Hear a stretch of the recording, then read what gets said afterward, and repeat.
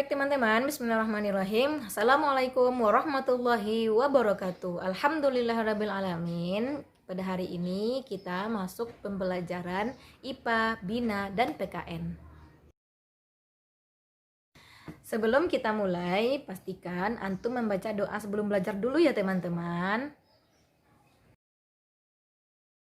Rabbi zidni ilma warzuqni fahma waj'alni minas sholihin. Baik teman-teman, pembelajaran kita pertama adalah pelajaran IPA. Baik teman-teman, pada minggu kemarin kita sudah belajar rangkaian seri dan antum sudah mencoba tentang rangkaian seri tersebut. Nah, hari ini kita akan belajar tentang rangkaian paralel.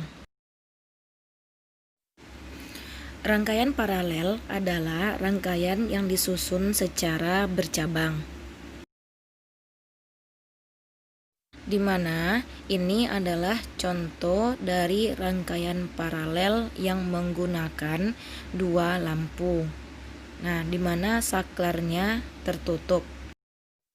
Pada rangkaian paralel, jika satu lampu padam, maka lampu yang lain akan tetap menyala.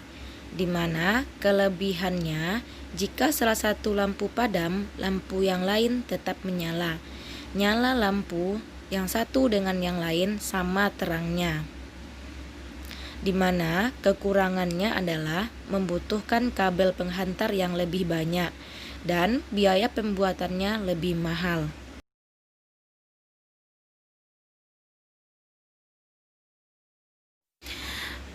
Baik teman-teman, sekarang Ustazah akan memperkenalkan namanya rangkaian campuran. Selain rangkaian seri dan rangkaian paralel, ada yang namanya rangkaian campuran, di mana rangkaian campuran ini merupakan campuran dari rangkaian seri dan rangkaian paralel. Lampu 1 dan lampu 2 itu disusun secara seri.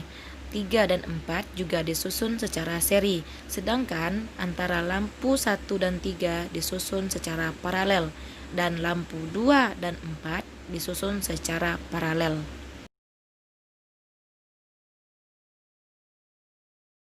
Jika lampu 3 padam, maka yang ikut padam adalah lampu 4 karena dia berangkai secara seri, sedangkan lampu 1 dan 2 tidak ikut padam karena hubungannya 1 dan 3, 2 dan 4 itu adalah rangkaian paralel. Nah teman-teman, untuk tugas IPA kali ini silahkan antum buat rangkaian paralel, kemudian antum videokan dan antum kirimkan ke wali kelas antum masing-masing. Baik teman-teman, sekarang kita masuk kepada pembelajaran PKN.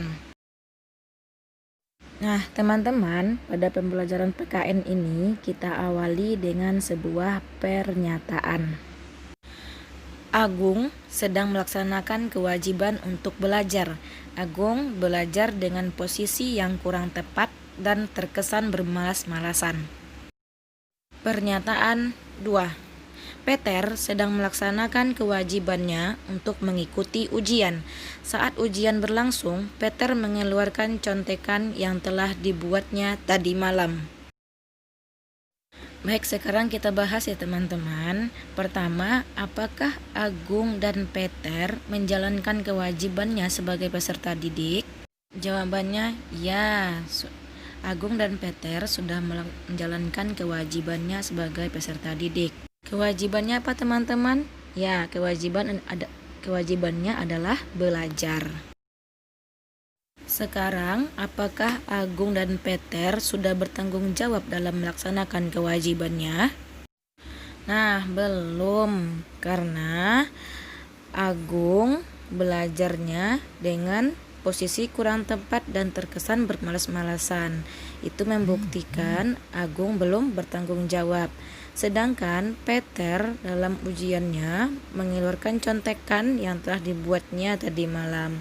Itu juga sebagai contoh tidak bertanggung jawabnya Peter.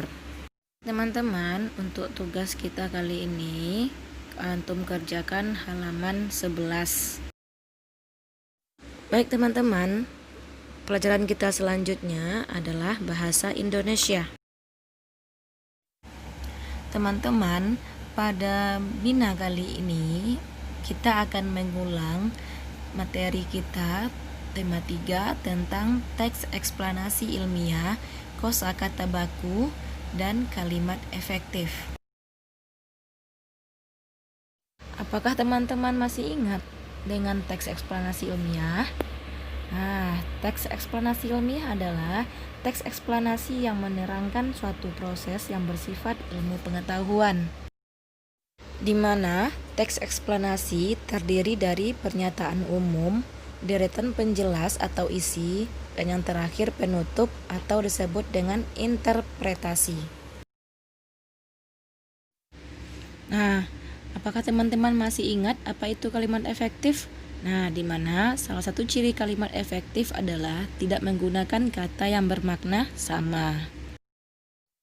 Nah, sedangkan kosakata baku adalah kosakata yang penulisannya sesuai dengan pedoman umum ejaan bahasa Indonesia atau PUEBI. Nah, baik teman-teman, alhamdulillah pelajaran kita kali ini sudah selesai. Nah, di mana tugas hari ini ada 3 ya teman-teman. Yang pertama, tugas IPA adalah membuat rangkaian paralel. Tugas yang kedua yaitu tugas PKN mengerjakan halaman 11. Nah, dan tugas yang ketiga adalah tugas bahasa Indonesia, di mana tugas bahasa Indonesia adanya di Google Form. Nah, oke teman-teman, jangan sampai lupa. Semoga Allah merahmati kepada kita ilmu-ilmu yang berkah. Kita akhiri dengan lafaz hamdalah, alhamdulillahirabbil alamin, dan disempurnakan dengan doa kafaratul majelis. Subhanakallahumma bihamdika asyhadu an la ilaha illa anta astaghfiruka wa atubu ilaik. Wassalamualaikum warahmatullahi wabarakatuh.